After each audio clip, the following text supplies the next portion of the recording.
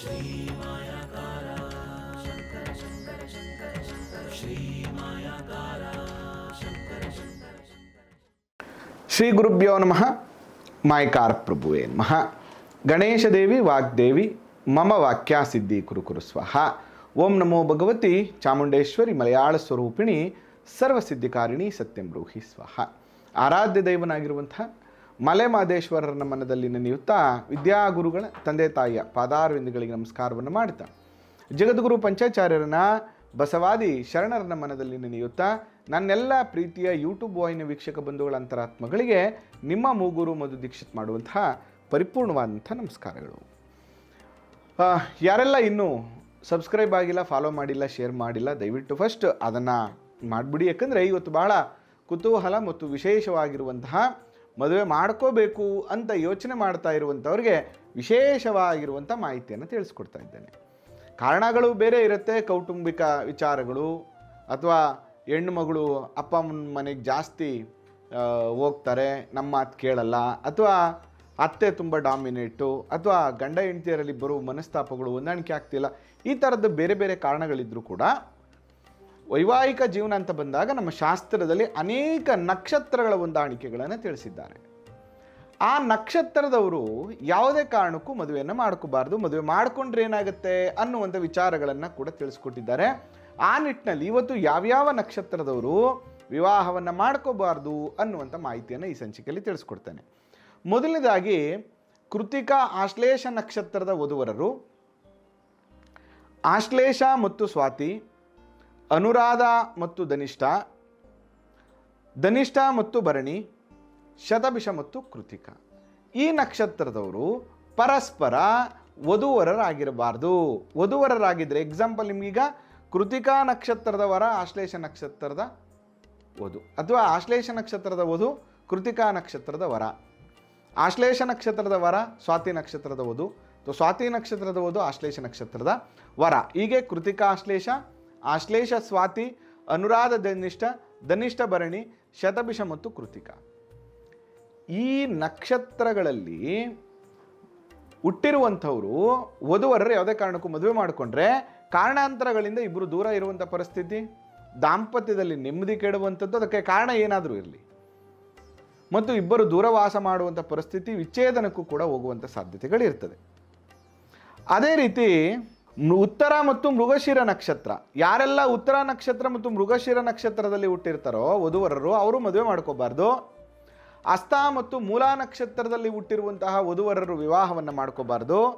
ಜ್ಯೇಷ್ಠ ಮತ್ತು ಮೂಲ ನಕ್ಷತ್ರ ಅಂದರೆ ಜ್ಯೇಷ್ಠ ನಕ್ಷತ್ರದ ವರ ಮೂಲ ನಕ್ಷತ್ರದ ವಧು, ಅಥವಾ ಮೂಲ ನಕ್ಷತ್ರದವರು ಜ್ಯೇಷ್ಠ ನಕ್ಷತ್ರದ ವರ, ಇವರಿಬ್ಬರು ಕೂಡ ಮದುವೆಯನ್ನು ಮಾಡ್ಕೋಬಾರ್ದು.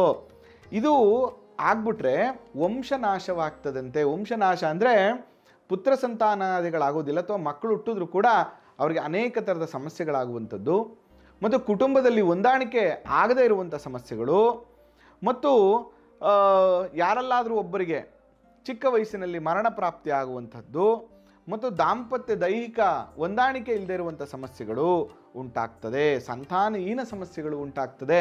ಅದಕ್ಕೆ ಈ ನಕ್ಷತ್ರದಲ್ಲಿ ಜನನ ಆಗಿರುವಂಥವರು ಕೂಡ ವಧುವರರು ವಿವಾಹವನ್ನು ಮಾಡ್ಕೋಬಾರ್ದು. ಮತ್ತು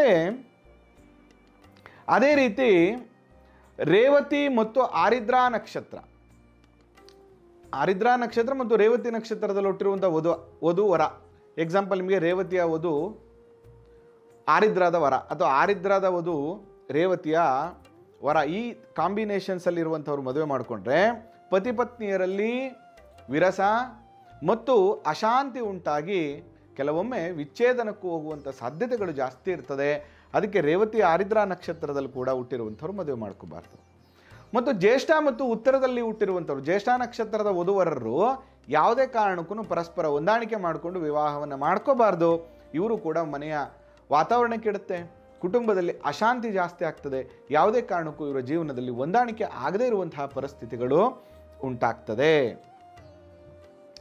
ಮತ್ತು ವಿಶಾಖ ಮತ್ತು ಶ್ರವಣ ನಕ್ಷತ್ರದಲ್ಲಿ ಹುಟ್ಟಿರುವಂತಹ ವಧುವರರು ಮದುವೆ ಮಾಡಿಕೊಂಡ್ರು ಕೂಡ ಅವರ ಇಬ್ಬರಲ್ಲಿ ಪ್ರಾಬ್ಲಮ್ ಏನಾಗುತ್ತೆ, ವೈಮನಸ್ಸು ಜಾಸ್ತಿ ಆಗುವಂಥದ್ದು, ನೇಚರ್ ಅಂತ ಏನು ಹೇಳ್ತೀವಿ, ಗುಣಧರ್ಮಗಳು ಅಂತ ಏನು ಕರಿತೀವಿ, ಅದು ಹೊಂದಾಣಿಕೆ ಆಗದೆ ಕೌಟುಂಬದಲ್ಲಿ ತುಂಬ ಸಮಸ್ಯೆಗಳನ್ನು ಅನುಭವಿಸುವಂತಹ ಒಂದು ಪರಿಸ್ಥಿತಿ ಅವ್ರಿಗೆ ಬರ್ತದೆ.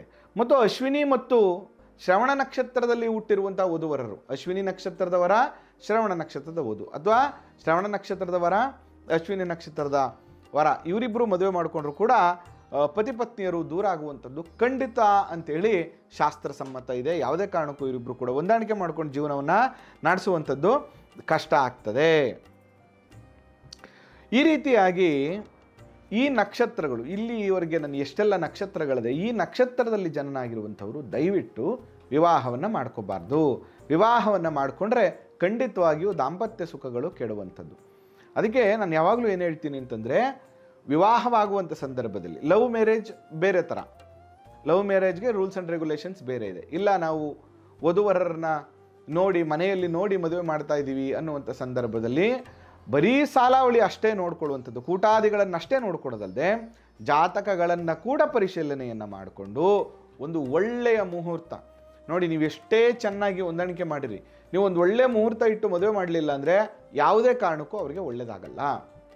ಅದಕ್ಕೋಸ್ಕರ ಸರಿಯಾದ ಕ್ರಮದಲ್ಲಿ ನೀವು ಹೊಂದಾಣಿಕೆ ಮಾಡಿ ಮದುವೆ ಮಾಡಿದ್ದೆ ಆದರೆ ಖಂಡಿತವಾಗಿಯೂ 100 ಕಾಲ ಚೆನ್ನಾಗಿರ್ತಾರೆ ಅಂತ ಹೇಳ್ತಾ, ಈ ಸಂಚಿಕೆ ನಿಮ್ಗೆ ಇಷ್ಟ ಆಗಿದ್ದರೆ ಶೇರ್ ಮಾಡಿ, ಸಪೋರ್ಟ್ ಮಾಡಿ, ಮತ್ತು ನೇರವಾಗಿ ಭೇಟಿ ಮಾಡಬೇಕು, ಜಾತಕ ತೋರಿಸ್ಬೇಕು, ವಾಸ್ತು ವಿಚಾರವಾಗಿ ಸಲಹೆಯನ್ನು ಪಡಬೇಕು ಅಂದರೆ ಖಂಡಿತ ಬನ್ನಿ ಅಂತ ಹೇಳ್ತಾ, ಆ ಮಲೆಮಹದೇಶ್ವರರ ಅನುಗ್ರಹ ಸದಾ ನಿಮ್ಮ ಮೇಲಿರಲಿ. ನಮಸ್ಕಾರ.